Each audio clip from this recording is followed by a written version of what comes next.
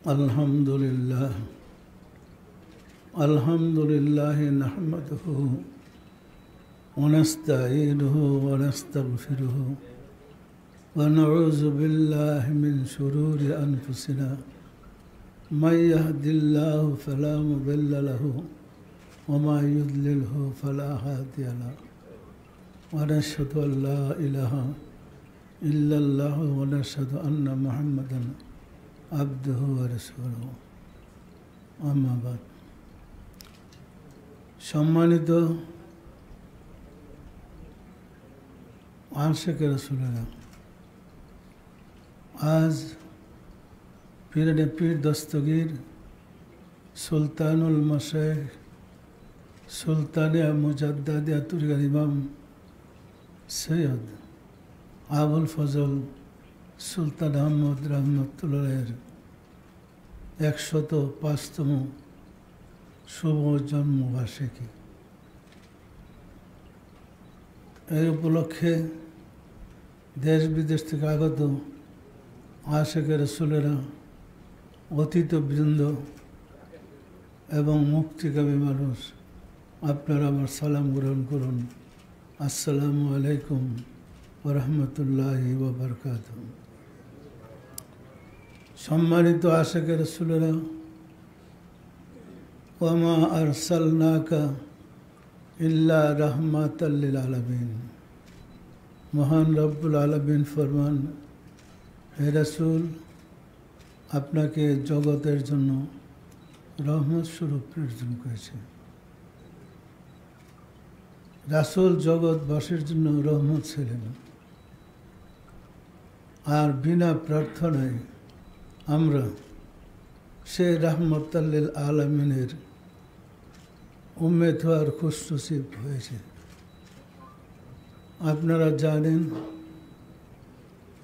সমস্ত ধর্মের ইবাদতের নির্দিষ্ট স্থান আছে, কিন্তু আল্লাহ রাসূলকে বলেন, আপনার উম্মতদের জন্য সারা পৃথিবী মসজিদ, যার যেখানে সময় হয় সেখানে সে নামাজ আদায় করে নেবে।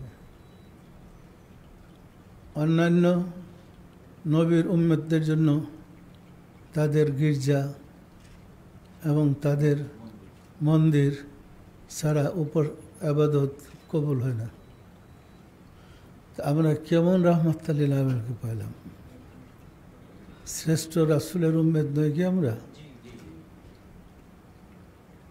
অন্যান্য নবীগণ বিভিন্ন গোত্রের জন্য আসছে, বিভিন্ন কওমের জন্য জগতে তাশরীফ এনেছেন, আর আমাদের রাসূলকে সমগ্র সৃষ্টি জগতের জন্য ইভেন কিয়ামত পর্যন্ত রহমত হিসাবে আল্লাহ প্রেরণ করেছেন। সম্মানিত আশিকে রাসূলেরা, শ্রেষ্ঠ রাসূলের উম্মত হইয়া আজ আমাদের মুসলমানদের যে অবস্থা, এ দেখলে কি মনে হয় আমরা রাসূলের উম্মত? রাসূলের উম্মত হওয়ার গুণ আমাদের মধ্যে আছে? যে বর্বর জাতিকে, যে দুষ্ট জাতিকে রাহমাতাল লিল আলামিন শিক্ষা দিয়েছিলেন, এক ভাই আরেক ভাইকে দেখলে বলবে আসসালামু আলাইকুম। উনি এমন যোগ্য করে তুলেছিলেন, এক মুসলমান আরেক মুসলমানকে দেখলে সালাম দিত, আসসালামু আলাইকুম। আজকে রাসূলের অনুপস্থিতিতে আমাদের অবস্থা এমন হয়েছে, এক ভাই আরেক ভাইকে দেখলে সালামকে পারলে হত্যা করি। যেমন একদল মসজিদে নামাজ পড়ে, আরেক দল জুমার দিন মসজিদে গিয়ে বোম ফাটাইয়া অসংখ্য মুসল্লি মেরে ফেলে। এ কি ইসলাম? এটা কি শান্তির ধর্ম? এতে কি প্রমাণিত হয় না আমরা আদর্শ ছেড়ে দিয়েছি? রাসূলের আদর্শ ছেড়ে দেওয়ার কারণেই আমাদের এই দুর্গতি। আজকে মুসলিম বিশ্বের দিকে তাকিয়ে দেখেন, কোনো মুসলমান শান্তিতে আছে কি না? অথচ ইসলাম অর্থ শান্তি, আর ইসলাম ধর্ম শান্তির ধর্ম। ব্যক্তি জীবনে, পারিবারিক জীবনে, সামাজিক জীবনে, রাষ্ট্রীয় জীবনে যে ধর্ম মানুষকে শান্তিতে বসবাস করতে দেয় উহাকে ইসলাম বলে। আমরা ব্যক্তি জীবনে, পারিবারিক জীবনে শান্তিতে আছে কি? তাহলে আমাদের ধর্ম ইসলাম কীভাবে হলো? অথচ এক মুসলমান আরেক মুসলমানকে হত্যা করে স্লোগান দেয় জিন্দাবাদ, মানে উনি শহীদ হয়ে গেছেন। এই ইসলামকে রাসূল আমাদেরকে দিয়ে গেছিলেন। এই ইসলামের মুসলমানদের পরিণতি এই, আমরা মূল ছেড়ে দিছি, রাসূলের আদর্শ ছেড়ে দিয়েছি। আমরা মাদ্রাসায় লেখাপড়া করে মাদ্রাসা থেকে বের হলে আমরা মৌলানা, মুফতি, মুহাদ্দিস, মুফাসসিরের অভাব নেই, কিন্তু আমরা বলি আমরা নাইবে রাসূল। তো রাসূল যে বিদ্যা শিক্ষা রাসূল হলেন, সেই বিদ্যা না শিক্ষা নাইবে রাসূল কীভাবে হয়? রাসূল 25 বছর থেকে 40 বছর, এই 15 বছর হেরা গুহাতে ধ্যান করেছিলেন। ধ্যান করছে না করে নাই? ধ্যান করার পরে আল্লাহর সাথে যোগাযোগ হয়েছে। মুরাকাবা করার পরে আল্লাহর সাথে যোগাযোগ হয়েছে। আল্লাহ তার কাছে ওহী করেছেন, প্রয়োজন অনুযায়ী যত নির্দেশ দিয়েছেন, এবং একটা সুন্দর আদর্শ ধর্ম রাসূলের কাছে দিলেন। সম্মানিত আশেকে রাসূলেরা এই শান্তির ধর্ম, সুন্দর ধর্ম আমরা হারিয়ে ফেলেছি। ফলে আমরা নামাজ পড়ি ঠিক আল্লাহকে স্মরণ করি কিবলামুখী হইয়া, রোজা রাখি রমজান মাসে আল্লাহকে পাওয়ার জন্য, কিন্তু যে ধর্ম মানুষকে চরিত্রবান বানায় সেই ধর্ম আমাদের মাঝে নাই। চরিত্রবান হওয়ার চরিত্রটা আমাদের মাঝে নেই। যারা বেশি ইবাদত বন্দী করে তাদের কাছে গিয়ে বিড়ি দেখেন, এদের কর্মকাণ্ড দেখলে আফসোস লাগে। এই কি নামাজ, এই কি রোজা? হাদিস শরীফে আছে রমজান মাসে শয়তানকে আল্লাহ বন্দি করে দেয়, কিন্তু দেখবেন রমজান মাসে রোজা থাকলে রোজাদারদের মেজাজ আরও বেশি খারাপ হয়, মায়ের পিঠ, মারামারি, কাটাকাটি চলতে থাকে। এটা কোন ইসলাম? ইহা কি রাসূলের ইসলাম? তাহলে আমরা মূলে রাসূলের ইসলামকে হারিয়ে ফেলেছি। রাসূলের ইসলাম থেকে আদর্শচ্যুত হয়ে পড়েছে। মুসলিম বিশ্বের দিকে তাকিয়ে দেখেন, আমাদের রাসূল 15 বছর মুরাকাবা করে আল্লাহকে পেয়েছে। যত নবী আসছেন সবাই মুরাকাবা করে, সাধনা করে আল্লাহকে পেয়েছেন। আর আমরা নায়েবে রাসূল যে হইলাম, আমরা তো একদিন, 1 ঘন্টা, 1 মিনিট মুরাকাবা করার অভ্যাস আমাদের নেই। মুরাকাবা করলে এই মারামারি, কাটাকাটি বন্ধ হয়ে যেত। একমাত্র মুরাকাবার দ্বারাই সম্ভব চরিত্রবান হওয়া। মুরাকাবাই মানুষের ভিতরের কলুষিত আত্মাকে সুস্থ করে দেয়। মানুষের যেমন জাহিরি দেহের রোগ বিমার আছে, আত্মারও রোগ বিমার আছে। আত্মার রোগ বিমার হলো কাম, ষড়রিপুসমূহ, কাম, ক্রোধ, লোভ, মোহ, মদ, মাৎসর্য। এই রিপুগুলোর কারণেই আমরা পাপের কাজ করি। সম্মানিত আশেকে রাসূলেরা, আমরা যেমন অসুস্থ হলে ডাক্তারের কাছে যাই, প্রয়োজন হলে হসপিটালে ভর্তি হয়ে যাই, চিকিৎসা নেই। ডাক্তার চিকিৎসা করলে ওষুধ ভালো হয়। আত্মার চিকিৎসার জন্য আত্মিক ডাক্তার আল্লাহর ওলিরা আছেন।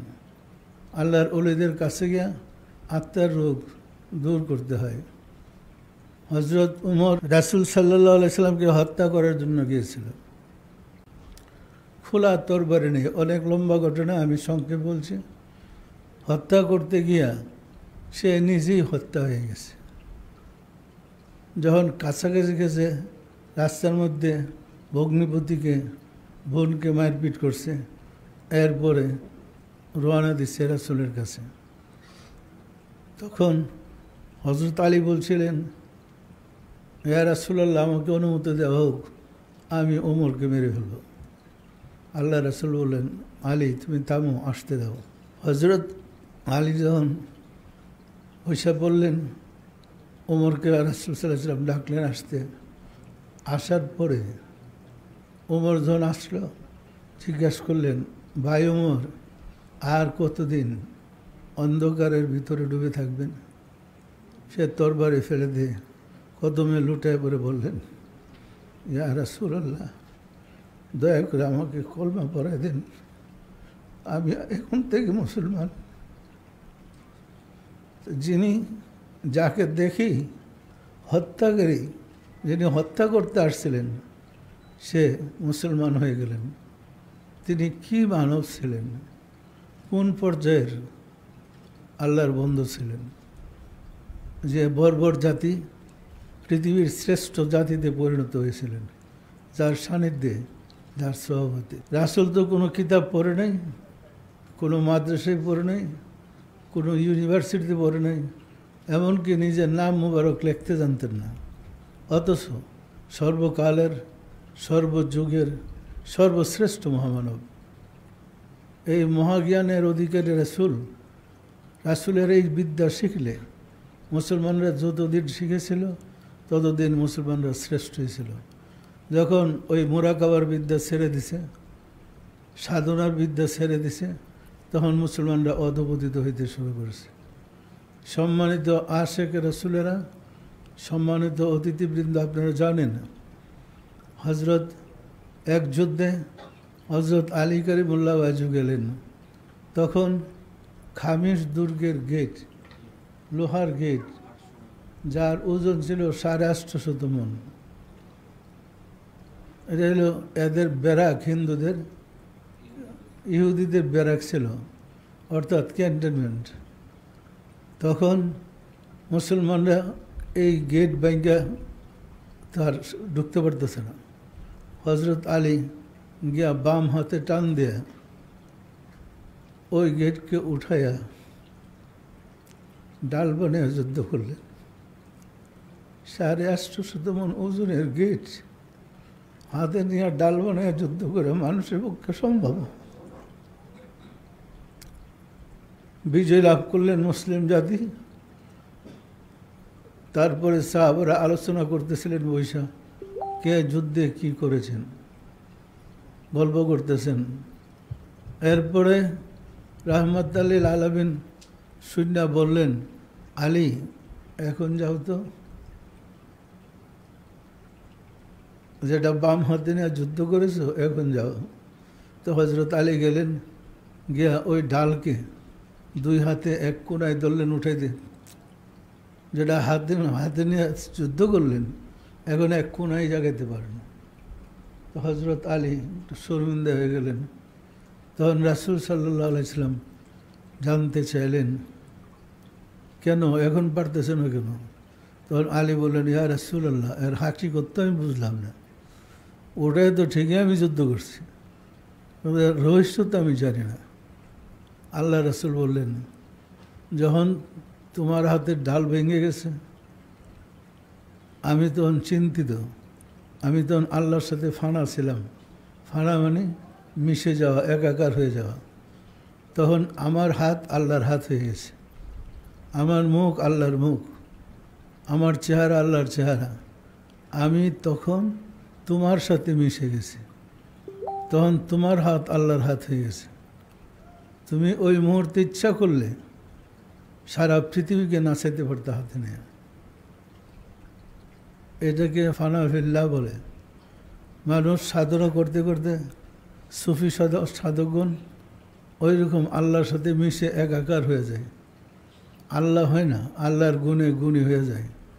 যেমন কয়লাকে আগুনের ভিতরে যদি রাখেন, কয়লাটা যখন আগুনে মিশে একাকার হয়ে যাবে, তখন কয়লা দেখবেন না, এটার আগুনই দেখবেন। যতক্ষণ না এটা পানিতে চুবাইয়া নিবানো হয়, ততক্ষণ কয়লাটাই আগুন। যে আগুনের প্রয়োজন, কয়লাটা নিলে আপনার তা পূর্ণ হবে, হবে না? হবে না। ওই রকম আমাদের দেশে প্রবাদী আছে, অনেকের বাড়িতে জিনের দোষ, জিনের রুগী আছে, যে জিন আমরা দেখি না। যখন জিনে রুগীর কাছে আসে, সে কোরআন শরীফ পড়তে জানে না, লেখাপড়াও জানে না, সে মুখস্থ কোরআন পড়তে থাকে। যিনি আসর করলে মুখস্থ কোরআন পড়তে থাকে, তাকে প্রশ্ন করলে প্রশ্নের জবাব দিতে থাকে। জিন ছেড়ে দিলে সে আর কিচ্ছু বলতে পারে না। তো একটা মানুষকে যদি জিন তার সাথে মিশে একাকার হইয়া ওই ব্যক্তির জবান ব্যবহার করতে পারে, ওই ব্যক্তির চোখ কান হাত পাও ব্যবহার করতে পারে, সর্বশক্তিমান আল্লাহ তার বন্ধুদের সাথে মিশে সব ব্যবহার করতে পারে না পারে না? সুতরাং ওই বিদ্যাটা আমরা হারিয়ে ফেলেছি। হারিয়ে ফেলার কারণেই আজ আমরা অত্যাচারিত, নির্যাতিত, নিষ্পেষিত হয়ে গেছি। সেটা একমাত্র বিদ্যা মোরাকাবার মাধ্যমে অর্জন করা যায়। আর মোরাকাবা করলে ১৫০০ বছর আগের রাসূলকে মোরাকাবার মাধ্যমে আপনি এখনও দেখতে পারেন। রাসূল, আমরা যেমন আমার পিতা ইন্তেকাল করার ১০ বছর পরে আমি স্বপ্নে দেখলাম আমার পিতা আমার বাসায় আসছে, অর্থাৎ জায়গা জমিনের সমস্যার সৃষ্টি হয়েছে। তখন দলিল পাইতেছি না, দলিল না পাইলে আমার জায়গা আমার চাচাতো ভাই নিয়ে যাবে। এখন আমি তো দলিলের খবর রাখি না, তখন পেরেশান হয়ে কান্দাকাটি করে হাইরি আমার জায়গা জমি সব গেল দলিলের অভাবে। রাত্রে স্বপ্নে পিতা এসে বলে, বাবা তুই চিন্তা করিস না, তোর দলিলটা আমি এমন জায়গায় রাখছি। এরকম সংবাদ পাওয়া যায়। বললে ওইখানে হাত দিয়ে গেছে, ঠিকই সত্যিই দলিল আছে। তো বাপে যদি তাকে এই কথা বলে এবং সে দলিলের সন্ধান দিতে পারে, যিনি মুমিনের পিতা কুল কায়নাতের রহমত, তিনি কি স্বপ্নে আপনাকে সমাধান দিতে পারে না পারে না? সুতরাং আমরা রাস্তাটা হারিয়ে ফেলেছি। রাস্তা হারিয়ে ফেলার কারণেই আমরা চরমভাবে নির্যাতিত, নিষ্পেষিত হচ্ছি। এলেম হলো দুই প্রকার, এলমুল কালব, এলমুল কিতাব। এলমুল কালব, এলমুল লিসান বা কিতাব। আল্লাহ রাসূল বলেন, আশ-শরিয়াতু আকওয়ালি ওয়াত তারিকাতু আফআলি ওয়াল হাকিকাতু আহওয়ালি ওয়াল মারিফাতু আসরারি। শরীয়ত আমার কথা, তরিকত আমার কাজ, হাকিকত আমার অবস্থা, মারিফত আমার নিগর রয়েছে। এ হলো রাসূলের বাণী। একটা মেসাল দিলে জিনিসটা পরিষ্কার হবে। আর শরীয়ত আকওয়ালি, শরীয়ত আমার কথা। যেমন আমরা এক জায়গায় বসলাম, বসে বললাম আমি দুধ পান করব, অথবা আমি শরবত পান করব। মুখে যে বললাম শরবত পান করব, এই মুখে বলাটাকে শরীয়ত বলে। ও তারিকাত আফআলি, তরিকত বলে যে গ্লাস, চিনি, লেবু, চাকু, চামচ আর কাটার চাকু সব কিছু না দুধ আর চিনি মিশে বলে, তখন আর এটা না পানি থাকে, না লেবু থাকে, না চিনি থাকে। এই সবগুলা মিক্সার করে তখন একটা তৃতীয় শক্তি তৈরি হয়। তারিকাত আফআলি, আমরা যখন শরীয়তের ইবাদত বন্দেগী করি, এটাকে যখন গবেষণা করা হয়, মোরাকাবা করে করতে হয়, তরিকতের কাজ করে, তখন এটা আস্তে আস্তে একটা শক্তি তৈরি হয়ে যায়, যে শক্তির থেকে একটা প্রেম সৃষ্টি হয়। ওয়াত তারিকাত আফআলি ওয়াল হাকিকাতু আহওয়ালি ওয়াল মারিফাতু আসরারি। হাকিকতে যখন শরবত হয়ে যায়, এমন পানি থাকে না, তখন আপনি গ্লাসটা হাতে নিয়ে শরবতটা পান করলেন। শরবত পান করলে যে তৃপ্তি এই গরমের মধ্যে পাওয়া যায়, এটা কি মুখে বইলা ওজিফা করলে এই তৃপ্তি মিটবে? কোনোদিনই মিটবে না। সুতরাং শরীয়ত করলে মুখে বললেন, মুখে যদি বলেন শরবত পান করবো, শরবত পান করবো, কী লাভ? শরবতের জন্য লেবু জোগাড় করতে হবে, পানি জোগাড় করতে হবে, গ্লাস জোগাড় করতে হবে, চিনি জোগাড় করতে হবে, চাকু জোগাড় করতে হবে। এই জোগাড় যে করলেন, এদিক করে এটাকে বলে তরিকত বলে। তরিকা মানে এই কাজ করাটা। এরপরে আপনার শরবত তৈরি হলো, তখন এটারে না লেবু বাইর করতে পারবেন, না চিনি বাইর করতে পারবেন, না পানি, মানে সবটি মিলাইয়া আরেকটা হয়ে গেছে। কি হয়েছে? শরবত। শরবত পান করলে যে তৃপ্তি পাওয়া যায় গরমের মধ্যে, এটা কি আর কিছুতে হয়? সম্মানিত আশেকে রাসূলেরা, আমরা সম্মেলন করছি বিশ্ব আশেকে রাসূল সাল্লাল্লাহু আলাইহি ওয়াসাল্লামের। রাসূলের হারিয়ে যাওয়া সেই ইসলামটাকে জাতির কাছে উপস্থাপন করার জন্যই মূলত আমার এই প্রয়াস, এই চেষ্টা। সম্মানিত আশেকে রাসূলেরা, আমরা আগে মনে করতাম যে পীরেরা একটা ব্যবসা জুড়ে বসে, পীরেরা ব্যবসা করে। আমারও ধারণা এরকমই ছিল, পীরদের বিরোধিতা করেছে। কিন্তু আল্লাহর অপার দয়ায় যখন আমাকে দয়া করে সুযোগ করে আমার মুর্শিদের কাছে যেতে দিলেন, সহবতে যাওয়ার পরে আমি বুঝলাম যে আসল ধর্মের স্বাদ তো পেলাম না। এখন আমি বুঝলাম আসল ধর্মটা কী। মুর্শিদের সবক নেওয়ার পরে আসল ধর্মের তথ্য আমার কাছে প্রকাশ পেয়েছে। আল্লাহ প্রাপ্তির পথে 37টা ক্লাস আছে। এই 37টা ক্লাস অতিক্রম করলে একজন সাধারণ মানুষ ওলি আল্লাহ হয়ে যায়। সাধারণ মানুষ যেন লেখাপড়া করতে করতে করতে ডাক্তার হয়ে যায়, ইঞ্জিনিয়ার হয়ে যায়। ওই রকম আল্লাহ প্রাপ্তির পথে তাসাউফের 37টা ক্লাস অতিক্রম করলে সে ফানাফিল্লা পৌঁছে, বাঁকাবিল্লা পৌঁছে। সুতরাং এই নিয়মের সাধনা করতে হবে।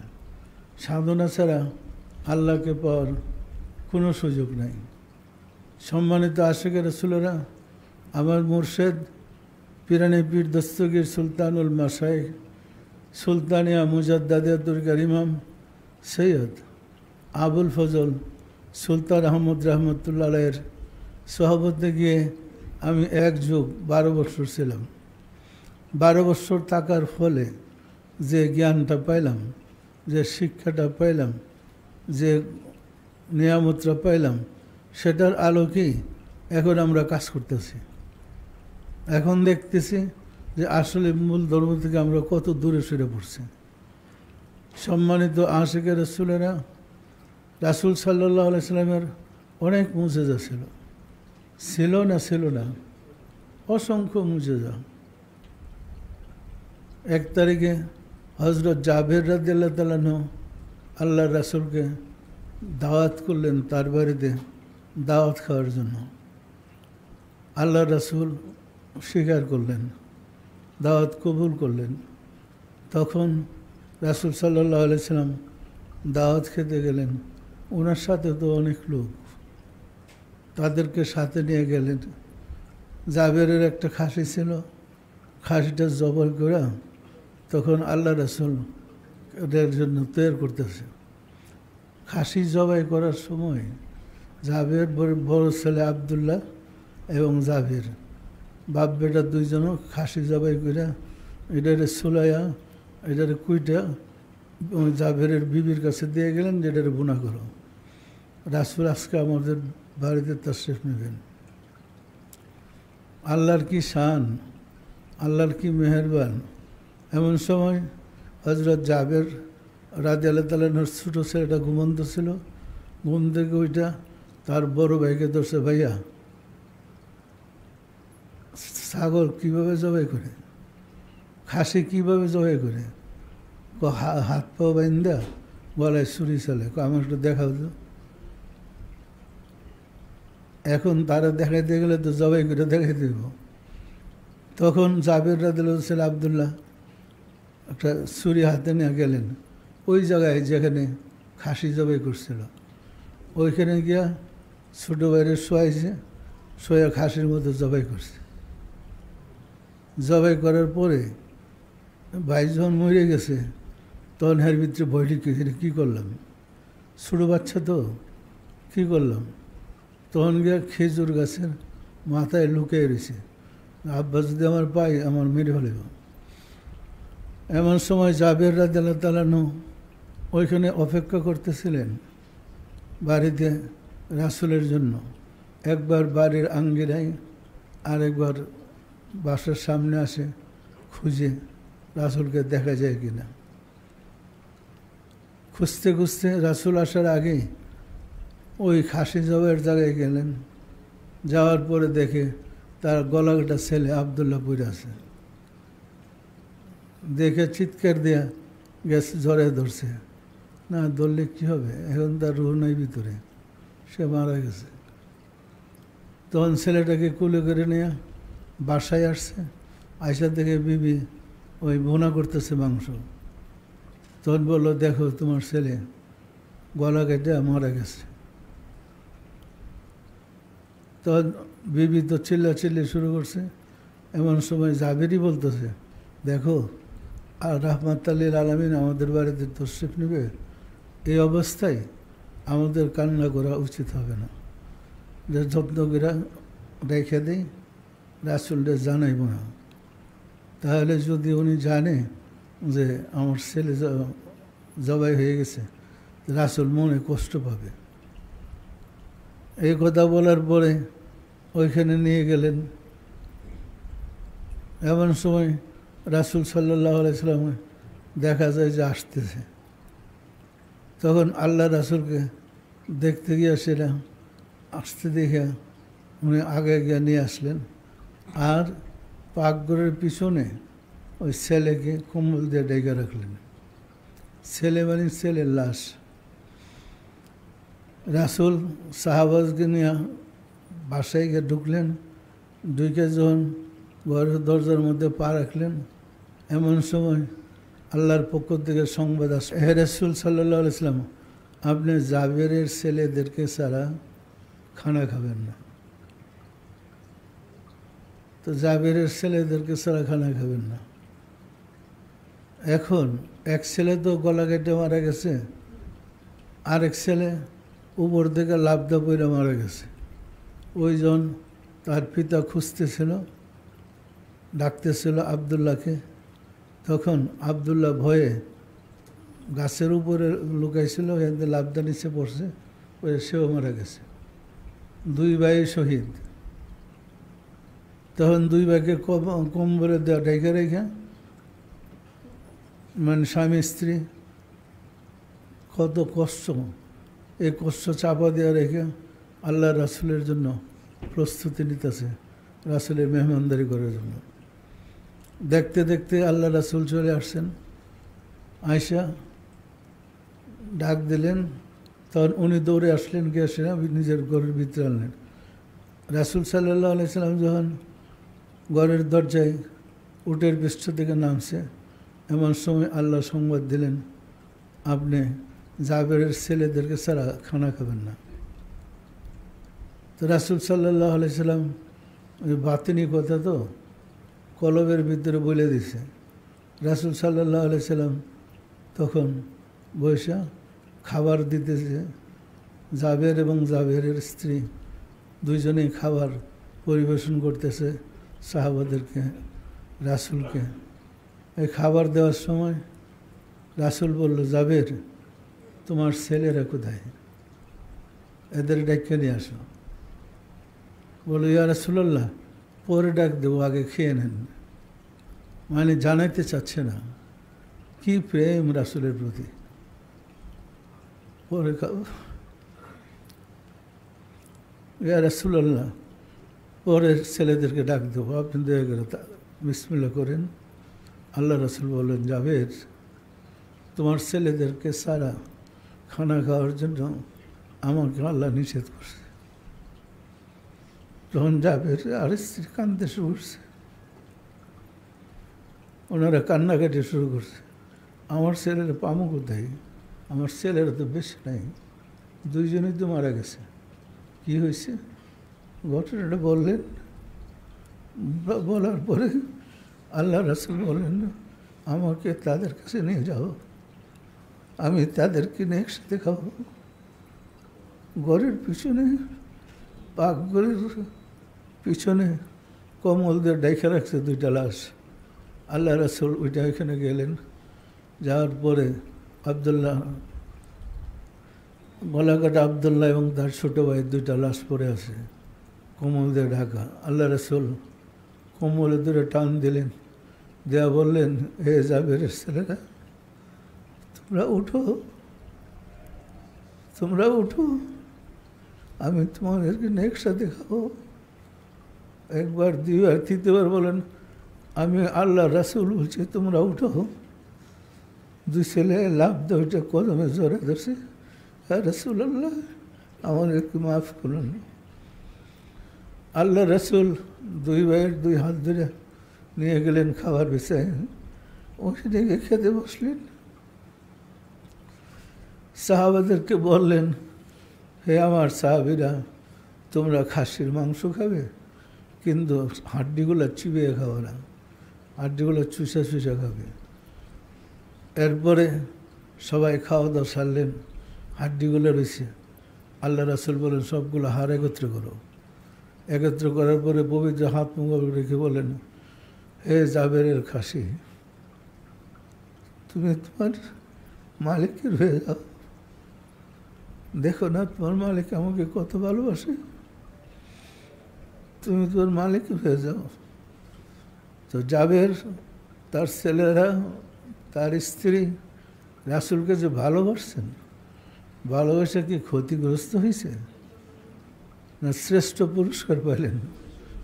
হারুনও দুই ছেলেও পেলেন, ওই খাসিও পেলেন এবং শ্রেষ্ঠ সাহাবাদের অন্তর্ভুক্ত হইলেন। সুতরাং আমরা যদি রাসূলকে প্রাণ দিয়া ভালোবাসতে পারি, আমরা যদি রাসূলকে মহব্বত করতে পারি, আমাদের সমস্যা থাকার কথা না, আমাদের বিপদ হওয়ার কথা না, সর্বাবস্থায় আল্লাহ সাহায্য করবেন। পরিষ্কার? সম্মানিত আশিক রাসূলেরা, সুতরাং রাসূলকে ভালোবাসতে হবে, রাসূলকে নিজের জীবনের চেয়ে ভালোবাসতে হবে। আমার মুর্শেদ পিরানে পীর দস্তগীর সুলতানুল মাশায়েখ সুলতানিয়া মুজাদ্দাদিয়া তরিকার ইমাম সৈয়দ আবুল ফজল সুলতান আহমদ চন্দ্রপুরী রহমতুল্লাহের দরবারে গিয়ে আমি অসংখ্য আমার জীবনে অলৌকিক ঘটনা দেখেছি। অসংখ্য ঘটনা দেখেই আমাকে এই দিকে ঝুঁকাইছেন। এটা কোন বিদ্যা, যে বিদ্যা দেয়া মানুষকে সাহায্য করা যায়? নদীতে পড়ে গেছে বাচ্চা, কোন বিদ্যা, যে বিদ্যা দেয়া জীবন্ত বাচ্চা ওঠানো যায়? ঘরে আগুন লেগে গেছে, ওই আগুন থেকে সব কিছু রক্ষা করতে পারে, এটাই এলমুল কালবের বিদ্যা। এটা কোন বিদ্যা, যে বিদ্যা দেয়া 850 মণ লোহার গেট হাতে নিয়ে ঘুরাইতে পারছিল? এটাই সেই কলবের বিদ্যা। সুফি সাধকগণ এই বিদ্যাই বিদ্যান। আপনি যদি সাধনা করে আপনার মুখটাকে পবিত্র করতে পারেন, মিথ্যা ত্যাগ করতে পারেন, চরিত্রটা সুন্দর করতে পারেন, তাহলে বিশ্বাস করেন আপনার কোনো বিপদ থাকবে না। আপনার বিপদে আল্লাহ আপনাকে সাহায্য করবে। বিশ্বাস হয়? এই গত কয়েকদিন কি গরম, গরম ছিল, গরম ছিল, আজকে কি আছে? তো এটা কেউ বন্ধ করছে? আল্লাহ করছে না? দেখেন, আমরা বুধবার থেকে একটা সম্মেলনের কাজে ব্যস্ত।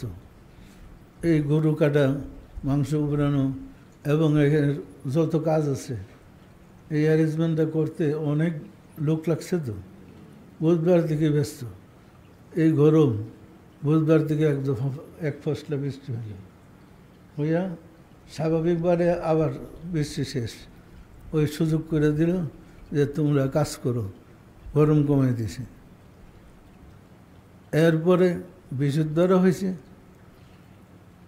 আজকে শুক্রবার, দেখেন আপনাকে আল্লাহ ছায়া দিয়ে রাখছে, ছায়া দিয়ে রাখছে। আল্লাহ যে হোক, আল্লাহ রাসূল যে সত্য বিশ্বাস হয়। সুতরাং মনে প্রাণে আল্লাহ আল্লাহ রাসূলের তরিকাটা করেন। এটা মুহাম্মদ ইসলাম। সম্মানিত আশিকের রাসূলেরা, মুহাম্মদ ইসলাম পালন করলে আপনারাই উপকৃত হবেন। এমন কোনো বিপদ নাই যেখানে আল্লাহ সাহায্য করতে পারে না। আমাদের দেশের বৈজ্ঞানিকরা বলছিল যে দেশে যদি 7 ডিগ্রি ভূমিকম্প যদি বাংলাদেশে হয়, ঢাকাতে হয়, তাহলে ঢাকা মেসাকার হয়ে যাবে। বলছিল 7.5 ডিগ্রি ভূমিকম্প হইল, একটা ঘর কি পড়ছে? সেটা কে রক্ষা করছে? এত করার পরে যদি আমরা আল্লাহরে বিশ্বাস না করি, কোরআনে আল্লাহ স্পষ্ট বলছেন কিয়ামত যেদিন হবে, মহাপ্রলয়, কিয়ামতের দিন সব ধ্বংস হয়ে যাবে, তবে আল্লাহ যাদেরকে রক্ষা করবেন তাদের কিছুই হবে না। সুতরাং আমরা রাসূলকে ভালোবাসি, রাসূলের নামে মিলাদ পড়ি, বাড়ি বাড়ি দরুদ মিলাদ হইতেছে। এটার বরকতেই দেখেন এত বড় ভূমিকম্প হইল, আমরা তো দৌড়ে বাইরে জানি বাঁচবার জন্য। আমরা তো এই ভূমিকম্প থেকে বাঁচার জন্য নিচে নামতে চেষ্টা করি নাই। কেন? আল্লাহ তো আমাদের আছে না নাই? এখন আপনি বিল্ডিং থেকে সিঁড়িতে নামতে গেলেন বাঁচতে, আরে সিঁড়িতে তো আপনার মারতে পারে। নিচে নামলেন, বিল্ডিংটা কাইতে যদি ওইখানে আপনার উপরে পড়ে, আপনি আগে মরবেন। মৌতটা তো আল্লাহর হাতে, আল্লাহ যাকে যেভাবে মৃত্যু দেবে মৃত্যু হবে, কিন্তু বিশ্বাস তো আমাদের কাছে। পরিষ্কার? সুতরাং আসুন আমরা রাব্বুল আলামিনের মহব্বত অর্জন করি, রাহমাতুল আলামিনের মহব্বত অর্জন করি এবং মুহাম্মদ ইসলাম অর্জন করি এবং চরিত্রবান হই। যার চরিত্র নাই তার কোনো ধর্ম নেই। মুখে মুখে ওয়াজ করা সহজ, ধর্ম করা সহজ না। কাগজের আগুনে বাতি জ্বলে না, প্র্যাকটিক্যাল আগুন লাগে। কাগজের লেখা আল্লাহ কারো সাহায্য করতে পারে না, কালিদা লেখা। আল্লাহ তো নূরময় সত্তা, নূরময় সত্তাকে নূরের দ্বারাই কাছে আনতে হয়। পরিষ্কার? আল্লাহ সম্বন্ধে আমাদের কোনো ধারণই নেই। আমরা আল্লাহ 7 আসমানের উপরে এই বিশ্বাসে বিশ্বাসী, কিন্তু আল্লাহ বলে ওয়াফি আনফুসিকুম আফালা তুবসিরুন, তোমার মাঝে আমি বিরাজ করি, তুমি কি আমাকে দেখো না? আল্লাহ বলে হে মানুষ, আমি তোমার ভিতরে, তুমি তালাশ করো 7 আসমানের উপরে। আল্লাহ প্রত্যেকটা মানুষের ভিতরে আছে, তাকে খুঁজে বের করতে হবে। খুঁজে না পাওয়া পর্যন্ত আমরা প্রকৃতপক্ষে আল্লাহকে মুসলমান হইতে পারবো না। আল্লাহকে পেতে হবে, খুঁজে বের করতে হবে, তার কাছে আত্মসমর্পণ করতে হবে। বিশ্বাস রাখেন আল্লাহ মানুষের ভিতরে। বিশ্বাস হয়? আদম আলাইহিস সালামকে সৃষ্টি করার পরে ফেরেশতাদের সামনে যখন এই পরীক্ষা নিলেন, আদম পাস করলো, ফেরেশতারা পরীক্ষা করলো ফেল। তখন আল্লাহ ফেরেশতাদেরকে বলল ফাসজুদু লি আদম, তোমরা আদমকে সেজদা করো। আদমকে ফেরেশতারা সেজদা করতে বললে ফেরেশতারা সেজদা করলো, মানে পরপর 3 বার বলার পরে ফেরেশতারা সেজদা করলো। করার পরে আল্লাহর কাছে ফেরেশতাদের সে সম্মানিত আদম হইলেন না? ফেরেশতাদের সে সম্মানিত হইল না? তখন আল্লাহর সম্মান দেখানোর জন্য বলল ফাসজুদু, তোমরা সেজদা করো আদমকে। এখন সকল ফেরেশতারা আল্লাহর সামনে আদমকে সেজদা করলো। তো এই সেজদাটা কে পাইল? আল্লাহ পাইল না আদম পাইল? কেমনি? আল্লাহ তো বাহিরে 7 আসমানের উপরে। আল্লাহ তখন আদমের ভিতরে সরাসরি ঢুকে গেছে। নাফাকতু ফিহি মিন রুহিন, আমার রুহ থেকে রুহ তোমার ভিতরে ফুঁকে দিলাম। সরাসরি আল্লাহ আদমের ভিতরে ঢুকে গেলেন, আদমের মাধ্যমে সেজদা গ্রহণ করলেন। পরিষ্কার? পরিষ্কার? ওয়াত্তাখাযু মিন মাকামি ইব্রাহিম মুসাল্লা, ওই যে কাবা করে আমরা নামাজ পড়ি, আমরা কিন্তু ওই ইব্রাহিম আলাইহিস সালামের যে পাথরটাতে বৈশা বৈশা ঘর বানাইছিলেন, কাবা ঘর, ওইটা ওনার 2 পায়ের পদচিহ্ন এখনও আছে। একটু পাথর, আর উনি পাথরে বসে কাজ করছে, পদচিহ্ন এখনও আছে। তখন আল্লাহর অপার দয়ার বদলতে এই পায়ের ছাপ হয়ে গেছে। আল্লাহ আমাদেরকে বলছে ওয়াত্তাখাযু, এটা কিন্তু কোরআনের আয়াত, ওয়াত্তাখাযু মিন মাকামে ইব্রাহিমা মুসাল্লা, তোমরা মাকামে ইব্রাহিমকে নামাজের স্থান নির্মাণ করো। নামাজের স্থান মানে সেজদা করো। কোথায়? মাকামে ইব্রাহিমে।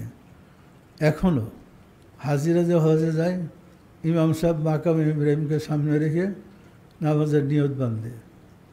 পরিষ্কার? সুতরাং আমাদেরকে খুঁজে বের করতে হবে আল্লাহ কোথায়। যেখানে আল্লাহ, তাকেই সেজদা করতে হবে।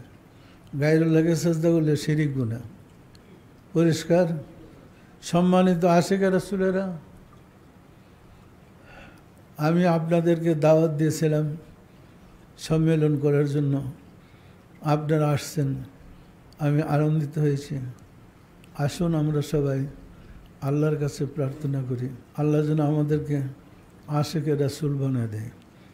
আর যারা মোহাম্মদ ইসলামের সবক নিয়ে আশিকে রাসূল হইতে চান, আমি তো আজকে সবক দিতে পারবো না। আমি এমনি, আমাদের এখানে নিয়ম হলো আঙ্গুল দেওয়া কলমটা দেখাই দিতে হয়। কলমটা দেখাই দিলে ভিতরে সাথে সাথে জিকির চালু হয়ে যায়। এরপরে প্র্যাকটিস করতে হয়। তো সবাই আমার সাথে বলেন, আউযু বিল্লাহি মিনাশ শাইতানির রাজিম, বিসমিল্লাহির রহমানির রহিম, আস্তাগফিরুল্লাহ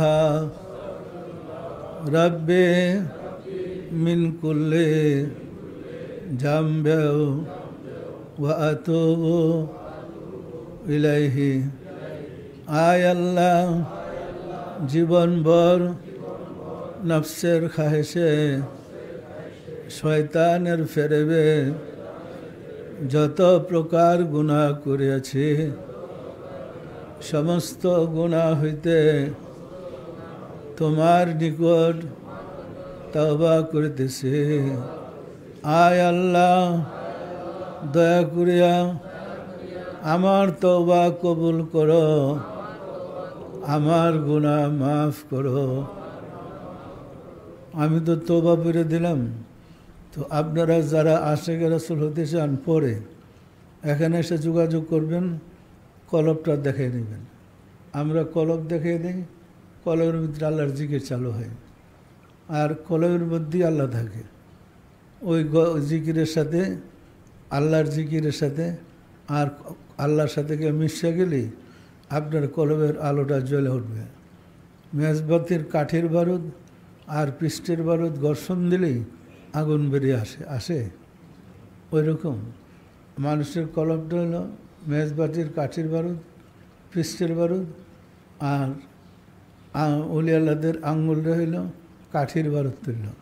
স্পর্শ করলে 2 বারুদ একত্রিত হলে আগুন জ্বলে ওঠে।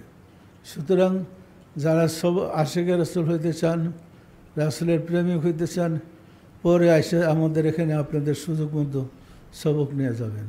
আসুন আমরা সবাই দোয়া করি আল্লাহর কাছে, আল্লাহ যেন দয়া করে আমাদেরকে মাফ করে দেন।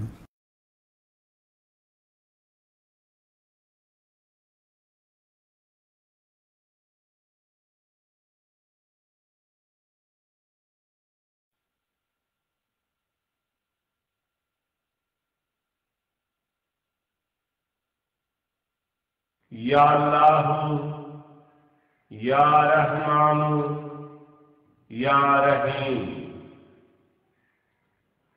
সম্মানিত দর্শক শ্রোতা মণ্ডলী, আসসালামু আলাইকুম ওয়া রাহমাতুল্লাহি ওয়া বারাকাতুহু। মোহাম্মদ ইসলামের আদর্শ, শিক্ষা ও সংস্কৃতির গবেষণা, প্রকাশনা এবং প্রচারণার মহান লক্ষ্যে প্রতিষ্ঠিত সুফি ফাউন্ডেশন বাংলাদেশের পক্ষ থেকে আপনাদের জানাচ্ছি আন্তরিক মোবারকবাদ। সুধী শ্রোতা মণ্ডলী, মোহাম্মদ ইসলামের পুনর্জীবন দানকারী সুফি সম্রাট হযরত শাহ দেওয়ান বাগী মাদ্দাজিল্লাহুল আলী হুজুর কেবলা জানের অনুমতিক্রমে এখন পরিবেশিত হচ্ছে মোহাম্মদ ইসলামের মিলাদ মাহফিল। মিলাদ মাহফিল যৌথভাবে পরিচালনা করেন মুমতাজুল মুহাদ্দিসিন আশিকে রাসূল মুহাম্মদ আতাউর রহমান চাঁদপুরি। মুমতাজুল মুহাদ্দিসিন আশিকে রাসূল মুহাম্মদ লোকমান হোসেন ভৈরবী এবং মুমতাজুল মুহাদ্দিসিন আশিকে রাসূল মুহাম্মদ মঞ্জুর হোসেন সাইদি।